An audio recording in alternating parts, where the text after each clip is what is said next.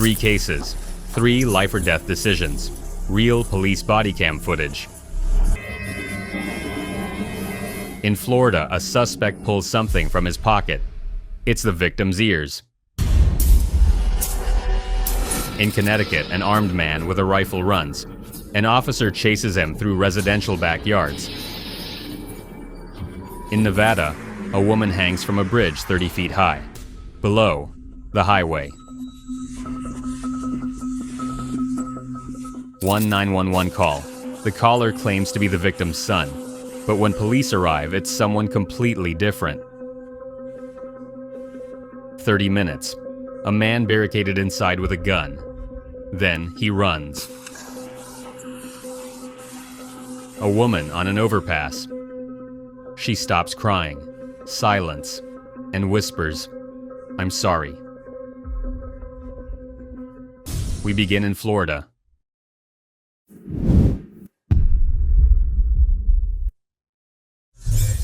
On the evening of March 14th, 2021, in the city of DeLand Lake County, Florida, local police receive a chilling 911 call from 44721 Lake Mack Drive. The caller identifies himself as Ronald Wells Jr., the victim's son, reporting that he had to defend himself after being attacked by his father with a knife. Lake County Sheriff's Office, this is Nick. How can I help you? Hello, how you doing today, Nick? Let me give you the... Pretty good, sir. How can I help you?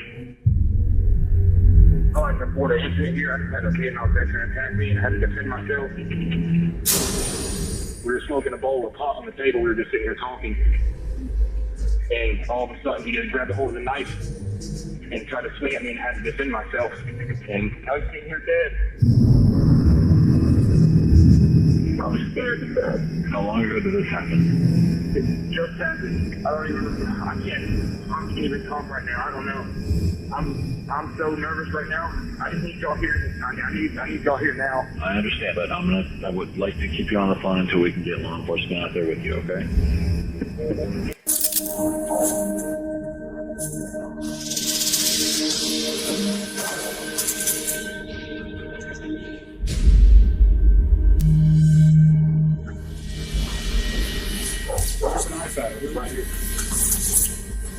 When officers arrive at approximately 6:40 p.m., they discover Ronald Wells Sr., 77, lying dead on the front porch with multiple stab wounds to his chest and neck. Beside the body stands Colby Parker, 30, the victim's grandson, his hands and arms covered in blood. Where's Junior? You know where Junior is? During initial questioning, Parker tells investigators that he and his grandfather were smoking marijuana on the porch when an argument broke out. Parker claims his grandfather came at him with a knife and he grabbed it away in self-defense.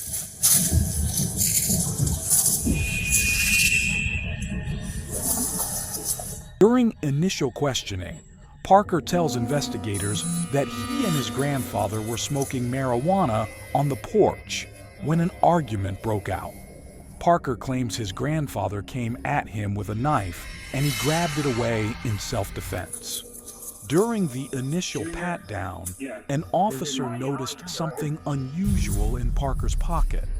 When asked about a man named Ronald Wells Jr., Parker pulled out an item directly linked to the victim, instantly signaling to investigators that his original story might not be true. Right after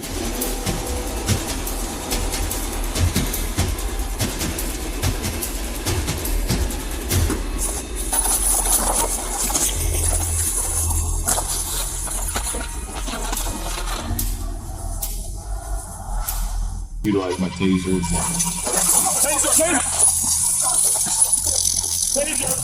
Officers confirm these are the victim's ears. Moments later, Parker suddenly lunges at police, attempting to grab an officer's taser and service weapon. 3 deputies struggle to restrain Parker, deploying the taser multiple times before finally getting him handcuffed and leg shackled.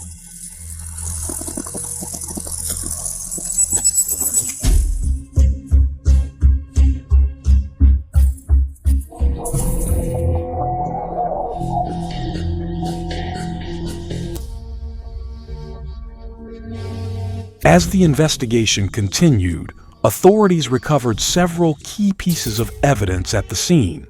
Parker later told investigators that a serious confrontation had taken place between him and his grandfather before things spiraled out of control.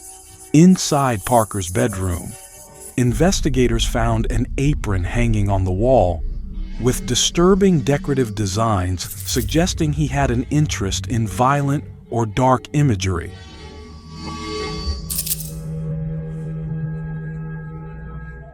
In Parker's bedroom, investigators discover an apron hanging on the wall, reading "The Family Butcher," with fake bloody plastic ears attached to it. Colby Parker is charged with second-degree murder battery on a law enforcement officer and resisting an officer with violence. He is currently being held at the Lake County Jail without bond.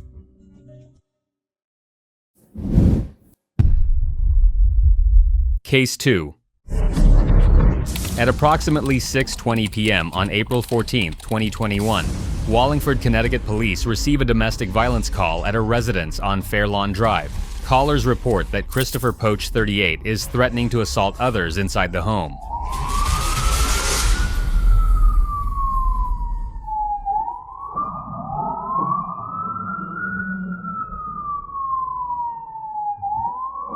When officers arrive on scene, Poach refuses to come out and barricades himself inside for 30 minutes. Officers observe him pointing a firearm out of an upstairs window. Police establish a perimeter around the house, positioning officers on all four sides: front, back, left, and right.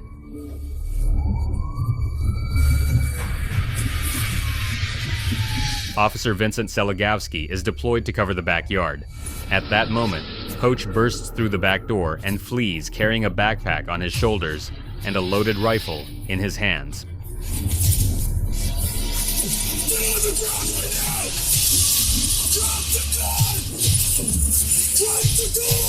Selagowski reacts immediately, drawing his service weapon and aiming directly at Poach. He repeatedly shouts commands for Poach to drop the weapon. Poach doesn't stop and continues running.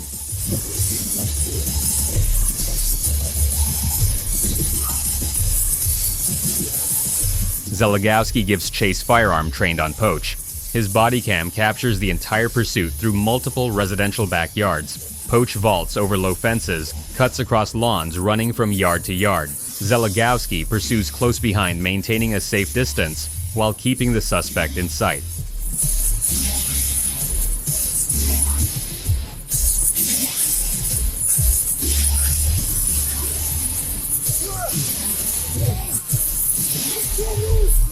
As he jumps over a low wooden fence, Poach loses his balance and tumbles to the ground. Selagowski immediately closes in, pinning Poach face down on the ground. The rifle falls to the side. Selagowski quickly pulls Poach's arms behind his back and locks on handcuffs. Backup officers converge from multiple directions to assist.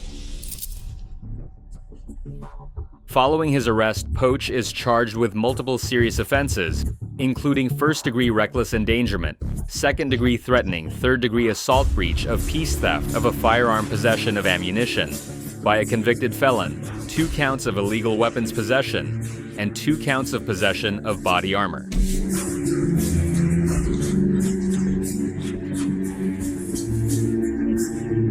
Poach is later sentenced to 5 years in prison, suspended after 15 months, along with 3 years probation for carrying a pistol without a permit, plus an additional 11 months for each count of threatening and assault.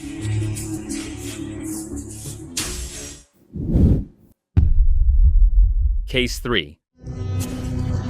On a day in June 2020, Nevada Highway Patrol receives a report of a woman in severe psychological crisis on a bridge overpass roughly 30 feet above US Highway 95 in Henderson, Nevada.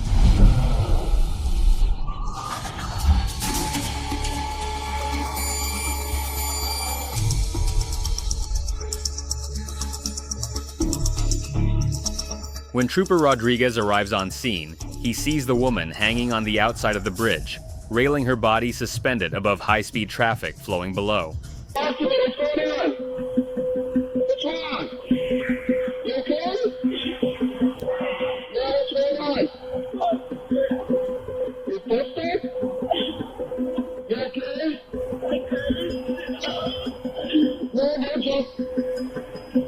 Rodriguez immediately climbs up onto the railing and begins talking with the woman, trying to build trust and de-escalate the situation. He grips the railing with one hand while attempting to get closer to her.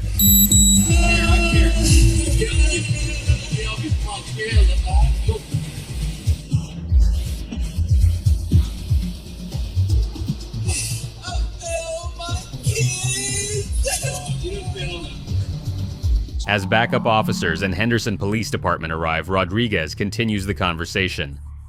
He asks about her family, about her children, searching for any connection point that might convince her to come back to safety.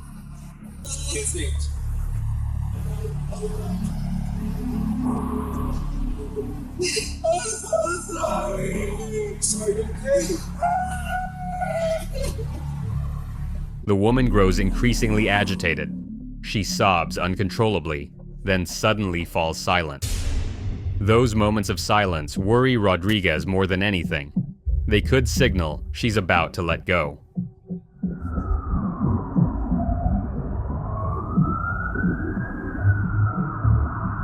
By now, Henderson Fire Department has arrived with a ladder truck and positions it below. A firefighter proposes an idea to Rodriguez. If he handcuffs the woman to the railing, even if she tries to let go, she'll be held in place. Her arms might break, but she'll survive.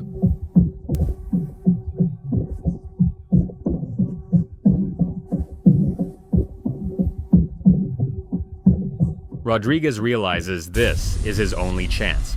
He looks directly into the woman's eyes, trying to read her intentions. The woman suddenly stops crying. She goes silent. This moment of silence worries Rodriguez even more than her tears. This could be the sign she's made the decision to let go.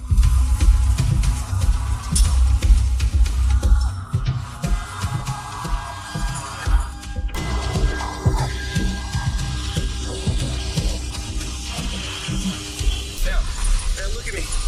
Look at me.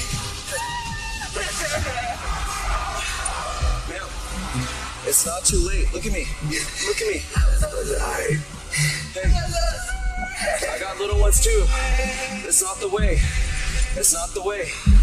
It's not the way. You know how upset they're gonna be without their mama? Rodriguez knows this is the critical moment. He releases his grip on the railing, quickly grabs the woman's wrist, and locks one handcuff around it. Then he uses the second cuff to secure it to the railing. He repeats the same motion with her other wrist. Both handcuffs are now locked firmly to the railing. Don't go over there. Come on. Ma'am, please don't go over there. Listen, I will call whoever you want me to call, but I need you to come over this second. Please, so I can talk to you.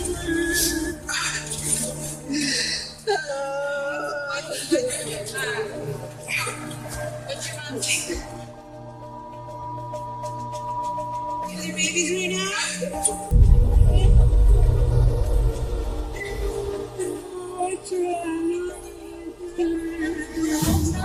It's 14 Fire 23. We're trying to communicate whether it's no avail. Don't try. I'll try. Okay?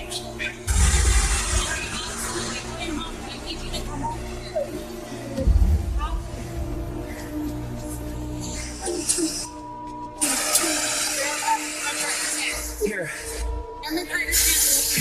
Here.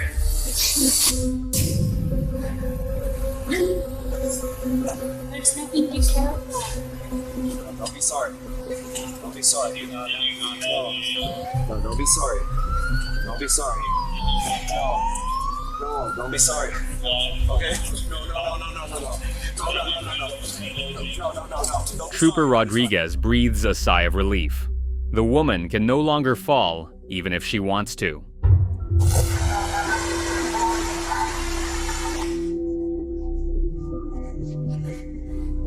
The Henderson fire crew quickly raises the ladder truck, creating a platform beneath the woman. After she's secured with safety harnesses, firefighters unlock the handcuffs and bring her into the ladder bucket.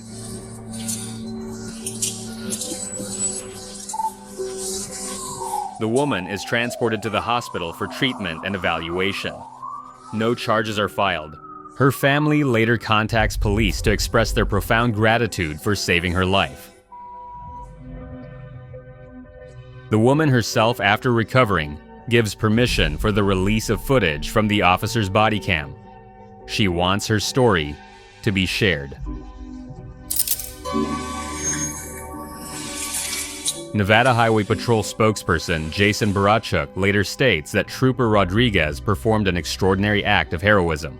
Rodriguez showed no concern for his own safety and focused entirely on saving the life of someone he'd never met. The woman was clearly experiencing one of the worst days of her life, and Rodriguez made the split-second decision to take immediate action to save her. Trooper Rodriguez later shares that in that moment, he never thought about the risk to himself. He knew he was on a high bridge and could lose his balance, but all he focused on was making sure the woman was safe under his watch. This is one of those moments Rodriguez will never forget, and fortunately, the story has a happy ending. The woman was reunited with her children.